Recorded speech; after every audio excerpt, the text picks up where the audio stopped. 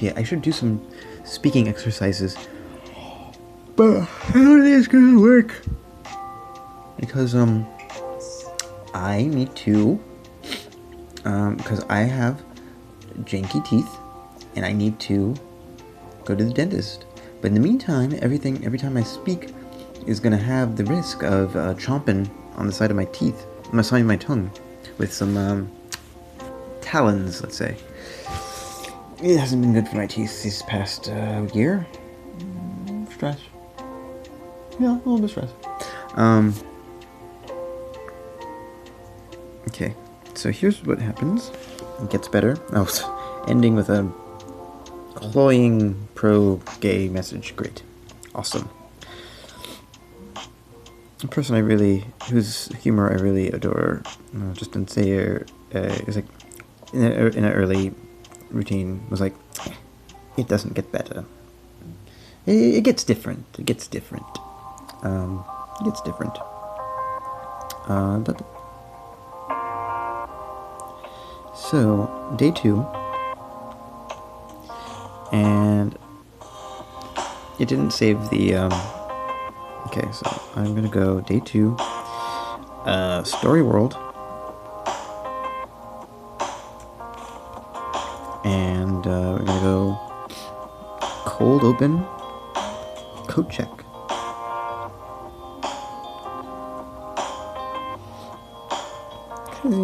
Get all the characters in one place and check in their coats. And get all those little check-off guns in the first act all laid out. Story. New day 2. Story world. Code open to... Oh god.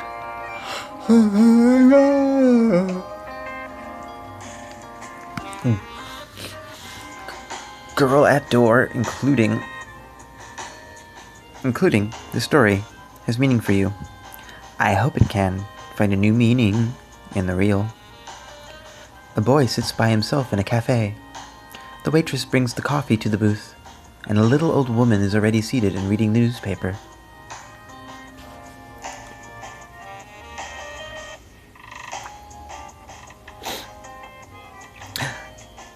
A boy is telling the story, and it isn't about his family, and that's fine. The old woman looks over the top of the paper and smiles, as if the boy's story means more to her than the newspaper article. As the boy leaves, he turns and sees a coat check girl smiling at the door. Is the story going to be the MacGuffin? Is this going to be the story that passes along so many different tellers, but we're not going to know what it's about? It is clear she does this a lot and that she likes it when someone comes through. So the boy wonders if it is just his own feelings or whether he could get the old woman to like him too. The boy tries to remember if he knew how to smile back. I'm imagining like a tin smile. It seems so long ago. So he heads out in the icy rain, the kind he remembers from his childhood. The boy feels very young in the story and is reminded how he felt being 12 years old at his mother's funeral, so that the boy goes home to tell his parents about the cold.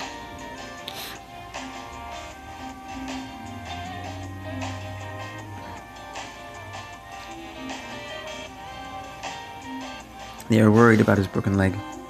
His father thinks he should go see the doctor. He thinks it must hurt. And his mother thinks it's just broken and that he'll heal and it won't even be much of a limp when it's all over. The boy wonders if his dad is right, or the boy mom.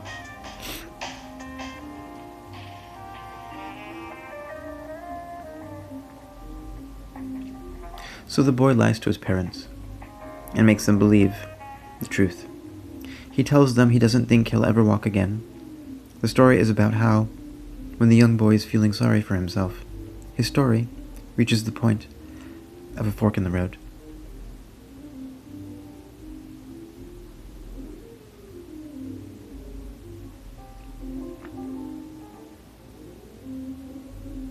He tells them what he did, and it was a terrible mistake.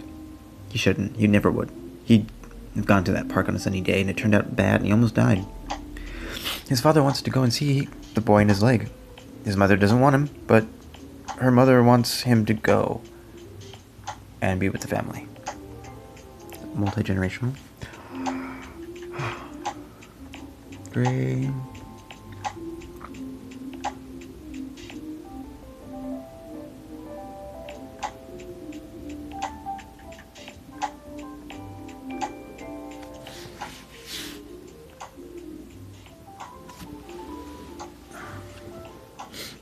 We have a backlog here.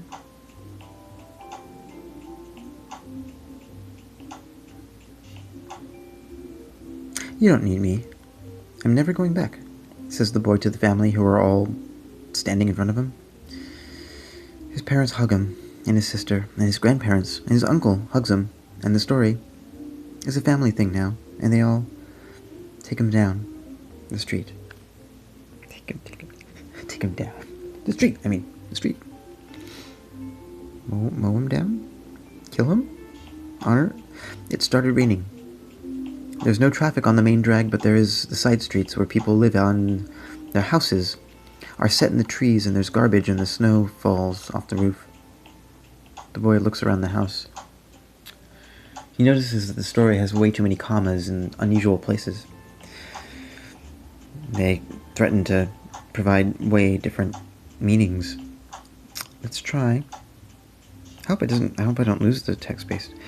I'm gonna try Gary Lutz. This is a training. Oh, I lost the text. Damn it. Oh well. Guess I'm gonna have to hand do it. So I want to get rid of that comma thing. It says it's kind of William Shatnery. And snow falls off the roof. It doesn't feel good to be there, and his mom and dad and sad, and the dog wants them gone. But the boy has a story. The story, and his mom is crying. And the family in the story are talking to him about getting the surgery. The story says he's in it, and he should, because he knows how hard it is.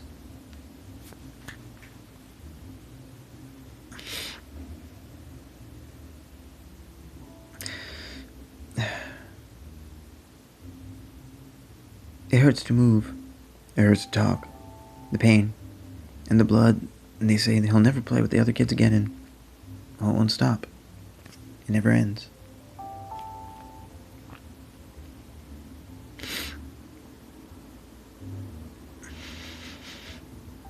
It's like having the wrong foot. The story tells a story about how to get it right, and it hurts, but you know that it will be better after. Do it. The story is crying too, and it's a terrible idea, and maybe it will make it worse. Maybe they're lying.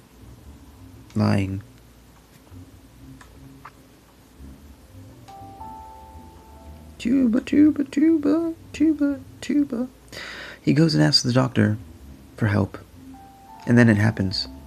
He wakes up in the hospital, and everything's fine. He's there, but his family can visit, and the boy says, I can go back and see you when the time comes. The doctors will fix it, and it won't be that way anymore. Fix what? There's so many MacGuffins. There's the story that's a MacGuffin. There's the injury that's a MacGuffin. So that part, it wasn't true, but the boy's family is there, and that was important to the meaning of his story. And so it's fine. They go to a cafe and sit down to eat lunch. But he has to pay, and his father gets mad and yells. That's getting more worse. You have the wrong guy, asshole, says the man, as his family is eating. I'm the one who made this kid, not a fucking vet. What's your problem? So, the man says, and it becomes very ugly, and there are no other tables, and the waitstaff is watching.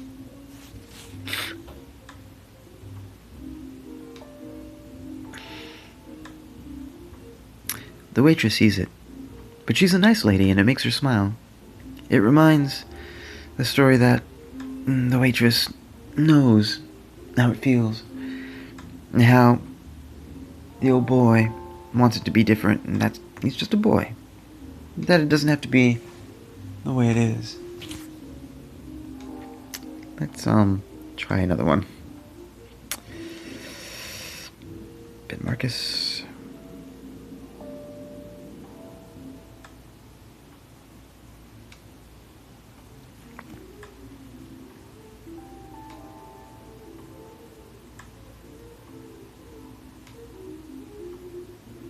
It can get better. It is a good thought to the story, and the boy feels the same, and that is when he realizes that it was the story in a cafe at that particular moment. The story is the reason he has it. The waitress knew, and so does the boy's story.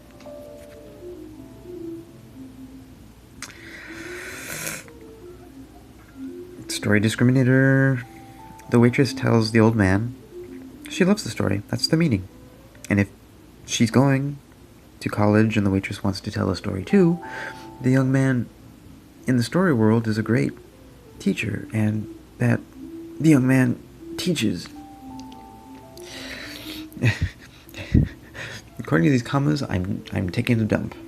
I'm taking a dump, and and the story and the boy in the story have a relationship.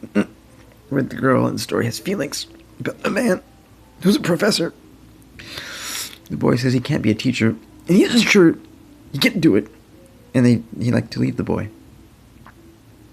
But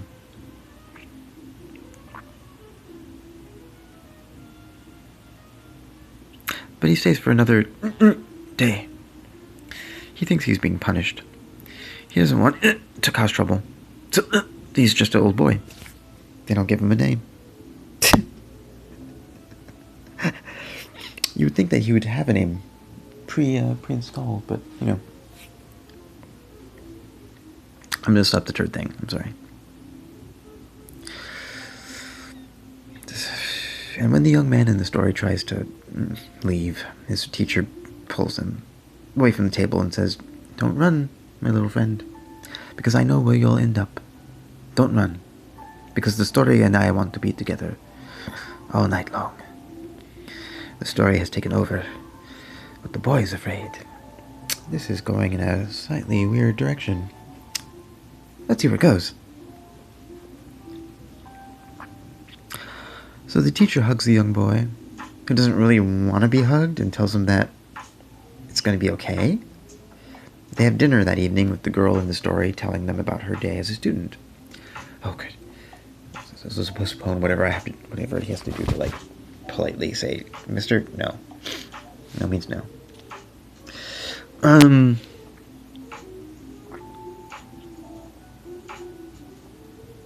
It starts raining again.